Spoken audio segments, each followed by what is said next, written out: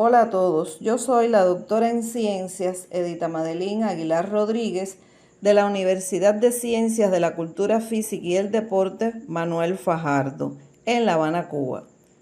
Vamos a estar compartiendo con ustedes la temática relacionada con la medición y evaluación como una herramienta necesaria para el control de la actividad física. Como todos conocemos, durante la realización de la actividad física ocurren diferentes cambios sobre el organismo de la persona que practica actividad física sistemática. Estos cambios van a ejercer una influencia positiva sobre la salud siempre y cuando dicha actividad física se planifique de una forma adecuada, cuando se cumpla con un estricto control de la actividad física. El control de la actividad física se sustenta en la medición y la evaluación. Solamente ellas van a permitir que se pueda realizar una planificación sobre bases científicas de las cargas a aplicar. ¿Qué es la medición y evaluación? La medición es un primer paso donde con objetividad, validez, precisión y fiabilidad son recogidos los valores de una prueba o test. Mientras que la evaluación es la correspondencia que se establece entre los fenómenos estudiados por una parte y su expresión numérica por la otra. Cuando se estudia la influencia de la actividad física, debemos realizarnos dos preguntas fundamentales. La primera pregunta relacionada con qué se va a medir y la segunda, qué se va a evaluar. Al responder la primera, tenemos que tener presente un grupo de variables que son indicadores que nos van a permitir caracterizar al sujeto. Ahora, ¿qué se va a evaluar? Precisamente sobre la base de esas variables que medimos, vamos a determinar las características morfológicas y las características funcionales de los practicantes sistemáticos, que ambas nos van a permitir conocer el desarrollo físico de los mismos. ¿Qué valoramos acerca del desarrollo físico? Que es uno de los aspectos medibles para los cuales el especialista en actividad física debe poseer los conocimientos e instrumentos necesarios para que le permitan su medición y evaluación y así poder realizar la comprobación de su trabajo. Para la valoración de las características morfológicas en personas que practican actividad física, resultan indicadores para evaluar la influencia de las cargas físicas sobre el organismo, la estructura corporal, las proporciones, la complexión, la estatura, entre otros. Existen métodos que nos permiten determinar estas características morfológicas, entre ellos la determinación del somatotipo. El somatotipo es un método que permite determinar el tipo de soma del sujeto y sobre todo es muy utilizado en el campo del deporte, sobre todo para seleccionar posibles talentos. También la determinación de la composición corporal y los índices antropométricos. Estos últimos nos permiten trabajar sobre personas deportistas y no deportistas. Para determinar la composición corporal se determinan diferentes métodos.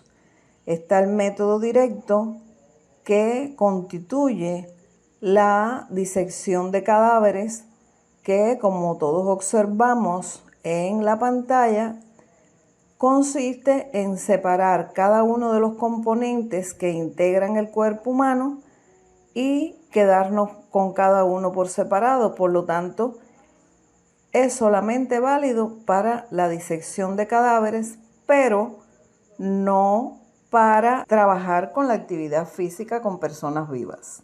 Existen métodos que nos permiten determinar la composición corporal en personas vivas. Esos son los métodos indirectos y los doblemente indirectos. Ejemplos de estos métodos son el pesaje hidrostático, la pletismografía y el método de bioimpedancia.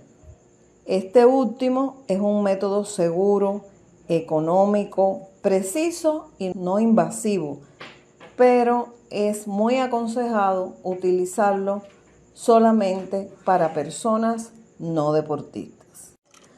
La determinación de la composición corporal por el método antropométrico, por las ventajas que ofrece a partir de la medición de los pliegues cutáneos, podemos decir que se pueden realizar en estudios masivos, que es aceptable su confiabilidad, que los instrumentos son poco costosos, que son fáciles de transportar, que tienen una poca complejidad a la hora de realizar la evaluación y que este método es muy utilizado no solamente en el deporte, sino en la clínica, en la industria, en la medicina, entre otros. Existen numerosos autores que han estudiado la composición corporal. En Cuba, sobre todo en el campo de la actividad física y los deportes, utilizamos el método bicompartimental. Este método no es más que la separación de los componentes del cuerpo humano en dos grandes grupos: la grasa de depósito, por una parte, y la masa corporal activa, que es todo lo que no es grasa de depósito, en otro lugar. Se va a medir y se va a evaluar ambos componentes y a partir de la determinación de ambos componentes se puede determinar la influencia que ejercen las cargas físicas que planificamos con las diferentes poblaciones. Cualquiera de los métodos utilizados nos va a permitir determinar el porciento de grasa. Y a partir de la determinación del porciento de grasa, podemos obtener la cantidad de kilogramos de grasa a partir de utilizar la regla de 3. Por ejemplo, la cantidad de kilogramos de grasa podemos obtenerla a partir del peso en kilogramos por el porciento de grasa sobre 100, mientras que la masa corporal activa, en el caso de el porciento, sería peso en kilogramos menos la cantidad de kilogramos de grasa, nos va a dar el porciento de masa corporal activa. Y la cantidad de kilogramos de masa corporal activa sería masa corporal activa en kilogramos por 100 sobre el peso. Existe otro componente que es el índice de sustancia activa, que es la cantidad de sustancia activa que hay en cada gramo de masa corporal activa y se halla por la fórmula que tienen en la pantalla. Masa corporal activa en gramos por 100 sobre la talla al cubo. Los índices antropométricos es la relación existente entre dos o más variables antropométricas. Existen muchos índices antropométricos. Yo le traigo un ejemplo, por ejemplo, el índice de masa corporal, el índice cintura-cadera, el índice cintura-muslo, la estructura corporal, el porciento de sobrepeso y la valoración ponderal, entre otros. Por poner un ejemplo, el índice de masa corporal ha sido estudiado en diferentes tipos de poblaciones. Izquierdo en el 2018 hizo un estudio con diferentes tipos de poblaciones: población general, población deportiva y población de ballet. Y está en dependencia del tipo de población el indicador. Por ejemplo, en población deportiva indica porciento muscular, es decir, incremento muscular. Cuando es persona, población normal, puede indicar un aumento del porciento de grasa. Y en el caso del ballet, indica un porciento elevado de tejido óseo. Es decir, que en dependencia de las características de la población que se esté midiendo, es el tipo de índice de masa corporal. La evaluación de las características funcionales se puede realizar a través de la realización de pruebas funcionales. Existen pruebas funcionales generales y pruebas funcionales específicas. Dentro de las pruebas funcionales generales podemos enmarcar todas las que miden las posibilidades energéticas en dependencia de las características de los mecanismos energéticos que se ponen de manifiesto durante la realización de la actividad física.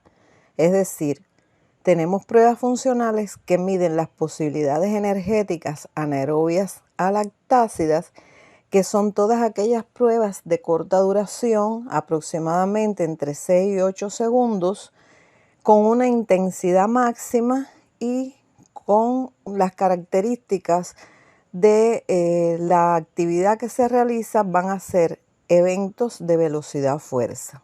También tenemos las que miden las posibilidades energéticas anaerobias lactácidas, que su duración va a ser un poco mayor, de 30 a 50 segundos hasta 2 o 3 minutos, la intensidad, su máxima y las capacidades que se van a trabajar van a ser la resistencia a la velocidad. Y las pruebas funcionales que miden las posibilidades energéticas aerobias con una duración más de 3 minutos y la intensidad moderada, donde se van a desarrollar eventos de resistencia. También están las pruebas funcionales específicas, que son todas aquellas pruebas que van a evaluar los diferentes sistemas, digamos, sistema cardiovascular, sistema respiratorio, sistema nervioso y por supuesto las específicas por cada deporte,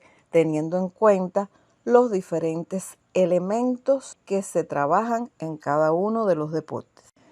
Para medir y evaluar las posibilidades energéticas anaerobias a lactácidas, le proponemos el test de salto vertical, cuya metodología va a ser, en primer lugar, colocar al sujeto de lado a una escala colocada en la pared, con el brazo extendido, y medimos ahí el alcance máximo. Como segundo elemento, se le indica al sujeto que realice un salto vertical sin impulso y se marca la altura máxima. Posteriormente, se determina la diferencia entre la altura y el alcance máximo y se utiliza la fórmula que dice que n es igual a 2.2 por el peso en kilogramos por la raíz de la diferencia en metros, lo que dé es la potencia de las piernas del sujeto. Este test se dice que es un test de continuidad porque no tiene una escala y sencillamente se evalúa haciendo comparaciones de las diferentes veces o momentos en que se realiza el test, pudiendo realizarse, digamos, antes de comenzar el entrenamiento, la etapa de entrenamiento, digamos, antes de comenzar la preparación física general, terminada la preparación física general, comienzo de la especial y al concluir antes de la competencia o en la propia competencia. Si se realiza en atletas deportistas. Y si se realiza en personas de la población en general, pues se puede hacer, digamos, si son escolares, durante un curso, al inicio, terminado un primer semestre, y al finalizar del curso. Está en dependencia de las características y de los objetivos que persigan los evaluadores en este caso. Otro test que sirve para evaluar las posibilidades energéticas anaerobias a lactácidas de las extremidades inferiores es el test de los 10 saltos continuos, cuya metodología va a ser señalizar la línea de salida. Luego realizar los 10 saltos de una forma continua como si fueran saltos de rana. Tomar el tiempo empleado en realizar los 10 saltos, medir la distancia recorrida y aplicar la fórmula. La fórmula que nos va a dar la potencia de las piernas. Y la fórmula va a ser potencia es igual al peso en kilogramos por la distancia, que va a ser en metros, sobre el tiempo en segundos. En el caso de la evaluación de las posibilidades energéticas anaerobias lactácidas, podemos utilizar el test de 40 segundos de Matsudo. Este test consiste en recorrer la mayor distancia posible en 40 segundos y aplicar la misma fórmula del test anterior, peso por distancia sobre tiempo, y lo que dé es la potencia de las piernas, potencia anaerobia lactácida. Y también es un test de continuidad porque hay que comparar los resultados de una medición con otra, digamos, de la tercera medición con la segunda, de la segunda con la primera y así sucesivamente. Para evaluar las posibilidades energéticas aerobias existen varios tests. Por ejemplo, el test de la milla de Rosport, de caminata de Rosport, también es conocido así. El test de Cooper, que es una carrera durante 12 minutos. Pero nosotros le estamos proponiendo el test de Leger.